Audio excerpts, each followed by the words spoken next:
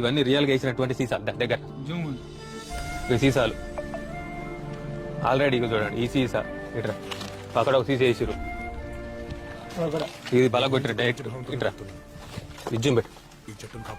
ఇది ఎప్పుడు బల కొట్టిందో తెలియదు. ఈ వీడియో చేయడానికి ప్రధాన ఉద్దేశం అదిగో వాళ్ళ ఒక సీసా.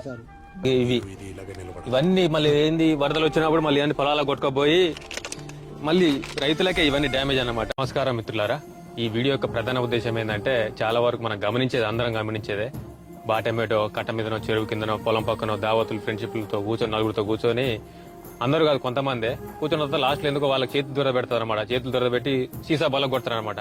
అవి వారికి చిన్నవే కావచ్చు, అవి రైతుల పాలిట శాపంగా మారుతాయి అనమాట. రైతుల గుచ్చుకొని గాయాల పాలై ప్రమాదాల బారిన అయి సెప్టిక్ అయ్యేటువంటి అవకాశాలు ఉంటాయి. దయచేసి ఈ వీడియో యొక్క ప్రధాన ఉద్దేశం ఏంటంటే ఇలా చేసే వాళ్ళు ఒకరైనా మారతారని, ఇక ముందు ఎక్కడైనా మన దావతులు కానీ ఎక్కడైనా కూర్చున్నప్పుడు సీసాలు సురక్షితమైన ప్లేసుల్లో కానీ ఎవరికైనా అప్పచెప్పడం కానీ, ఎవరికైనా అప్పచెప్పినా కూడా ఆ సీసాలు అమ్ముకుంటే వారికి డబ్బులు ఇచ్చేటువంటి అవకాశం ఉంటుంది. ఎందుకంటే సీసాలు బల కొడితే వచ్చేది కూడా ఏముండదు అనమాట. అదొక పైశాచిక ఆనందం. దయచేసి ఎక్కరైనా మారతారని ఇస్తూ ఈ వీడియోని సోషల్ ఎక్స్పెరిమెంట్ గా మా మిత్రుల సాయంతో చేయడం జరిగింది. మిత్రులారా, ఇక ముందట ఎవరైనా నలుగురితో కూర్చున్నప్పుడు దావతులు కూర్చున్నప్పుడు సీసాలు సురక్షితమైన ప్లేస్ లో పెట్టడమా, ఇక్కడ జాగ్రత్త భద్రపరచడమా చేయాలన్నమాట. లేకపోతే మాత్రం రైతులకు, బాటసార్లకు, పొలాలు దున్నేటువంటి, చిలకలు దున్నేటువంటి వారికి ప్రమాదాలు అయ్యేటువంటి అవకాశం ఉంటుంది. మిత్రులారా, థ్యాంక్ యూ.